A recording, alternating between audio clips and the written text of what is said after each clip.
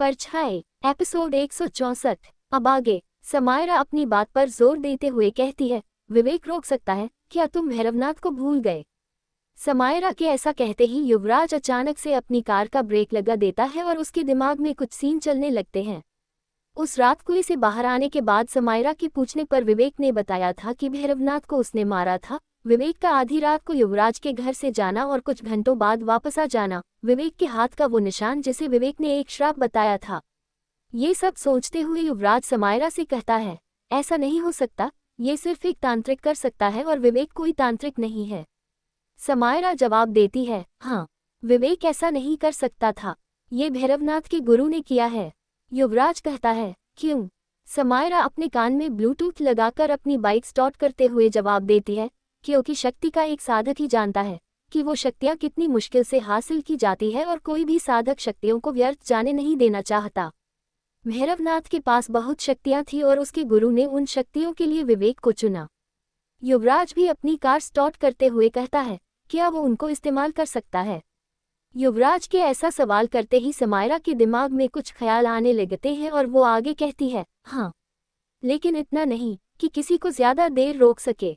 हमें जल्दी उन तक पहुंचना होगा। क्या तुम बता सकते हो कि वो कहाँ जा सकते हैं? समायरा के सवाल से युवराज को कुछ देर पहले का इंसिडेंट याद आता है जब सुहानी चीखते हुए अपने सपने से जागी थी। तब सुहानी डरते हुए युवराज से कह रही थी, मम्मी, वो कुआं, मेरा एक्सीडेंट, और वो। ये याद करते ही युवराज अपने कार की स्पीड बढ़ाते हुए गुस्से में कहता है, वो तीनों सिंघनिया मेंशन में है।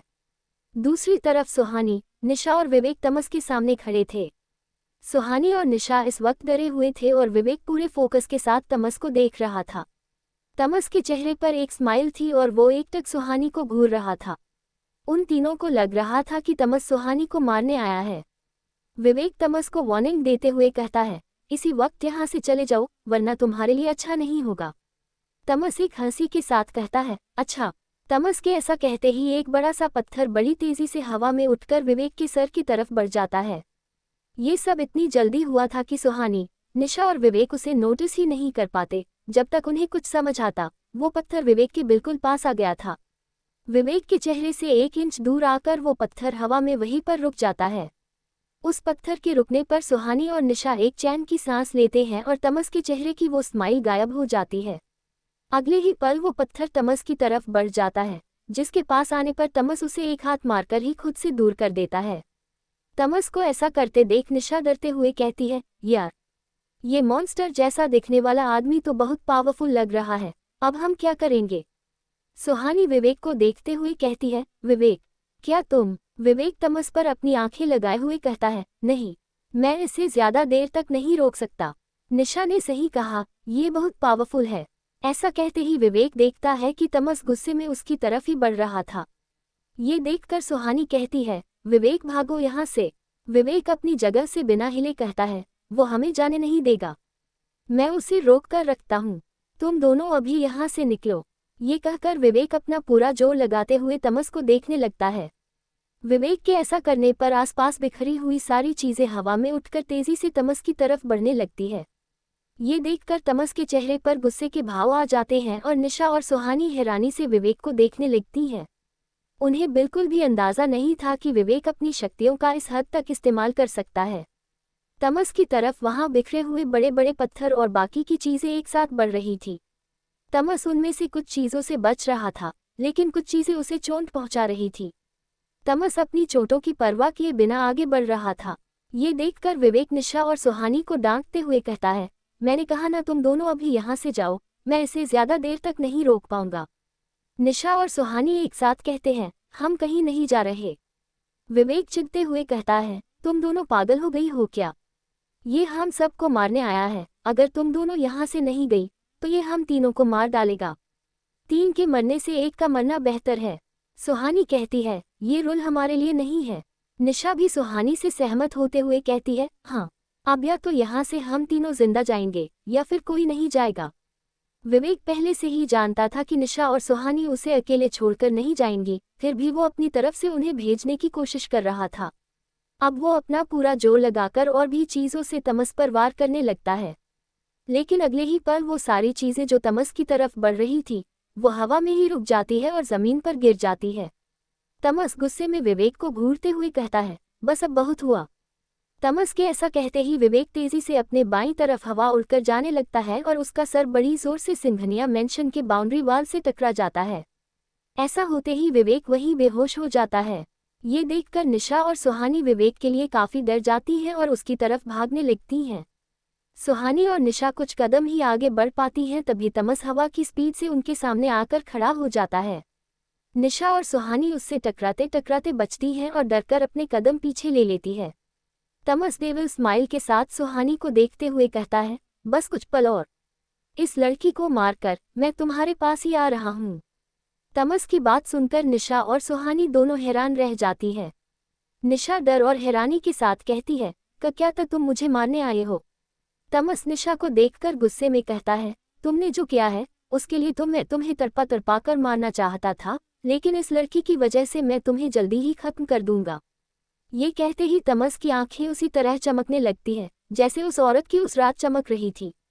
तमस दिखने में पहले ही बहुत भयानक था और उस पर उसकी आंखें इस अंधेरे में और भी भयानक दिख रही थी।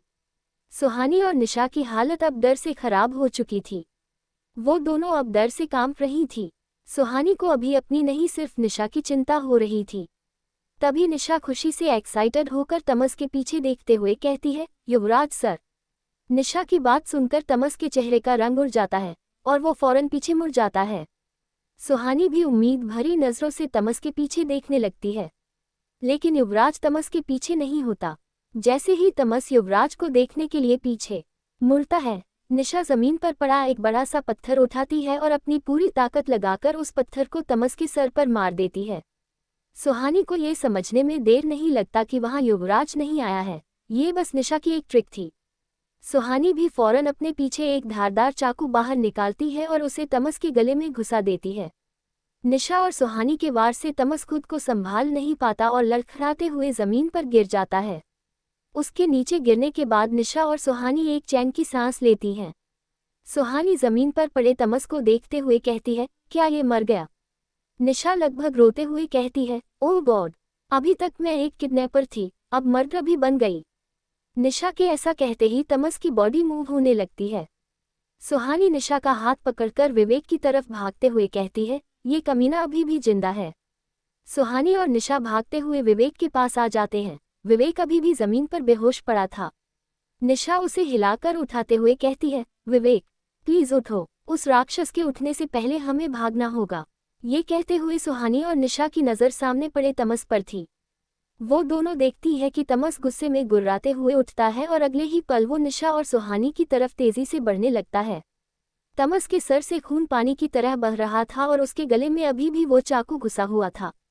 कुछ ही पलों में वो निशा और सुहानी के पास आ जाता है। गुस्से में जैसे ही वो सुहानी की तरफ अपना हाथ बढ़ाता है, उसके हाथ वहीं रुक जाते हैं। तमस को एहसास होता है कि वो चाहकर भी अपना हाथ नहीं हिला पा रहा है। ये देखकर उसके मन में युवराज का ख्याल आता है और उसका गुस्सा और भी ज्यादा बढ़ जाता है। तभी उसे अपने पीछे से एक आवाज सुनाई देती है, क्या हुआ? रुक क्यों गए? ये सुनते ही तमस का हाथ फ्री हो जाता है और वो फौरन पीछे मुड़कर देखता है। निशा और सुहानी भी क्यूरियस होकर उसी तरफ देखती हैं जहां से वो आवाज आ रही थी। सामने खड़े शख्स को देखकर वो दोनों हैरान रह जाती हैं। वहां समायरा खड़ी थी। समायरा को देखकर तमस गुस्से में कहता है, कौन हो तुम? समायरा तमस को एक नज़र ऊपर से नीचे देखकर उसे ताना मारते हुए कहती है, तुम्हारी हालत कुछ ठीक नहीं लग रही, लगता है बच्चों ने तुम्हें बहुत परेशान किया है। समायरा की बात सुनकर निशा अपना मुंह बनाते हुए सुहानी से कहती है, इसे हम बच्चे लगते हैं। सुहानी निशा की बात का कोई जवाब नहीं देती, वो हैरानी से समायरा को देख रही थी। समायरा को देखकर सुहानी के मन में ये तसल्ली थी कि अब उसके दोस्तों की जान को कोई खतरा नहीं है। तमस गुस्से में समायरा की तरफ अपने कदम बढ़ाता है, तभी उसे गले में लगा हुआ चाकू धीरे धीरे घूमने लगता है। ऐसा होते ही तमस दर्द से चीख पड़ता है और चीखते हुए वो चाकू अपने गले से निकालकर वहीं फेंक देता है। इसके बाद वो गुस्से में दौड़ते हुए फिर से समायरा के पास जाने लगता है। समायरा बिना किसी एक्सप्रेशन के वहीं खड़े उसे देख रही थी। जैसे ही तमस का हाथ समायरा की तरफ बढ़ता है, एक मजबूत हाथ उसके हाथ को पकड़कर रोक लेता है। अब तमस की आंखों में डर के भाव दिखने लगते हैं। वो हाथ युवराज का था और इस वक्त गुस्से से युवराज की आंखें लाल थी। सुहानी युवराज से बहुत गुस्सा थी, लेकिन उसे वहां देखकर सुहानी को बहुत सुकून मिल रहा था। तमस का हाथ पकड़े हुए युवराज एक नज़र सुहानी, निशा और विवेक को देखता है और अगले ही पल वो तमस का हाथ मोड़ देता है और उसकी गर्दन पकड़ लेता है। युवराज के ऐसा करते ही समायरा के चेहरे का भाव का बदल जाता है। उसे देखकर ऐसा लग रहा था जैसे वो कुछ फील करने की कोशिश कर रही है। अगले ही पल तमस काले धुएं में बदल जाता है और युवराज की पकड़ से छूटकर बड़ी तेजी से वो धुआं वहां से चला जाता है। ऐसा होने पर युवराज दंग रह जाता है। वो फौरन समायरा की तरफ देखते हुए कहता है, ये ऐसा नहीं कर सकता था। समायरा सीरियस होकर कहती है, यहाँ कोई और आया था और उसे हमसे बचाकर ले गया। युवराज क्यूरियस होकर कहता है, कौन? समायरा जवाब देती है, पता नहीं, मैंने वो एनर्जी पहले कभी फील नहीं की थी, लेकिन वो एनर्जी बहुत स्ट्रांग थी। समायरा अभी भी कुछ महसूस करने की कोशिश कर रही थी, लेकिन अब तक वो चीज़ वहां से जा चुकी थी, इसलिए समायरा अब कुछ भी महसूस नहीं कर पा रही थी। युवराज इस बात को इग्नोर करते हुए सुहानी, निशा और विवेक के पास जाता है। युवराज देखता है कि सुहानी और निशा बिल्कुल ठीक है। वो उन दोनों से बिना कुछ कहे विवेक को उठाता है और अपने कार की तरफ बढ़ जाता है। निशा और सुहानी अभी भी वहीं पर खड़ी थी। युवराज बिना उनकी तरफ देखे गुस्से में कहता है, अब क्या तुम दोनों को भी उठाकर ले जाना पड़ेगा? सुहानी और निशा बिना कुछ कहे युवराज के पीछे पीछे चली जाती हैं। उन सब के वहां से जाने के बाद भी समायरा वहीं रुकती है और अब उसके चेहरे पर परेशानी के भाव साफ देखे जा सकते थे। इधर दिन चढ़ गया था। सभी युवराज के घर में, विवेक के कमरे में थे। विवेक अपने बेड पर लेटा था और उसे अब तक होश नहीं आया था। सुहानी, निशा और युवराज विवेक के बेड के पास खड़े थे और डॉक्टर विवेक को चेक कर रहे थे। डॉक्टर विवेक का चेकअप करने के बाद युवराज से कहते हैं, ये अब ठीक है, कुछ देर में इन्हें होश आ जाएगा। युवराज कुछ नहीं कहता और हाँ में अपना सर हिला देता है। डॉक्टर वहां से चला जाता है। युवराज सुहानी के सामने आकर कहता है, मुझे तुमसे बात करना है। सुहानी युवराज से अपनी नज़रें फेरकर कहती है, लेकिन मुझे आपसे कोई बात नहीं करनी है। सुहानी का जवाब सुनकर युवराज का वो गुस्सा और भी ज्यादा बढ़ जाता है, जिसे उसने कब से दबाकर रखा था। वो सुहानी का हाथ पकड़कर उसे खींचते हुए विवेक के कमरे से बाहर ले जाता है। निशा ये सब बस देखती रह जाती है। वो युवराज को रोकने की कोशिश नहीं करती, क्योंकि वो युवराज और सुहानी के बीच नहीं आना चाहती थी। युवराज सुहानी को खींचते हुए अपने रूम के अंदर ले आता है और जोर से रूम का दरवाज़ा बंद कर देता है। युवराज को इतने गुस्से में देखकर सुहानी काफ़ी डर जाती है, लेकिन वो अपने डर को छुपाने की नाकाम कोशिश करने लगती है। युवराज गुस्से में सुहानी के हाथों को जोर से पकड़कर उसके बिल्कुल सामने आ जाता है और उसकी आंखों को देखते हुए गुस्से में कहता है, तुम समझती क्या हो खुद को? सुहानी खुद को युवराज से छुड़ाने की कोशिश करते हुए कहती है, युवराज सर, ये क्या बदतमीजी है? युवराज सुहानी पर अपनी पकड़ और मजबूत करते हुए कहता है, और तुम जो कर रही हो उसका क्या? हर बार खुद को इस तरह मुसीबत में डालकर तुम करना क्या चाहती हो? सुहानी गुस्से में युवराज से कहती है, मेरी जान है, मैं उसे सेफ रखूं या खतरे में डालूं, उससे आपको क्या मतलब? युवराज सुहानी को ताना मारते हुए कहता है, हाँ बिल्कुल, अपनी जान का तुम कुछ भी कर सकती हो, लेकिन जिन्हें तुम अपना दोस्त कहती हो, कम से कम उन्हें तो बख्श दो। कहीं ऐसा ना हो कि तुम्हारे पागलपन की वजह से एक दिन उनकी जान चली जाए, फिर अपना ये ईगो लेकर अकेले बैठी रहना। युवराज की ये बात सुहानी के दिल पर लगती है और अगले ही पल उसकी आंखें भर आती है। ये देखकर युवराज सुहानी का हाथ छोड़ देता है और वहां से चला जाता है। युवराज ने सुहानी से ये सब सिर्फ इसलिए कहा था ताकि वो अपने दोस्तों के बारे में सोचकर ही सही ये सब करना बंद कर दे, लेकिन उसे नहीं पता था कि वो अनजाने में सुहानी को और भी ज्यादा खतरे की तरफ बढ़ने के लिए उकसा रहा है। सुहानी को अब ये एहसास हो रहा था कि उसकी वजह से ही उसके दोस्तों की जान भी अब खतरे में आ गई है।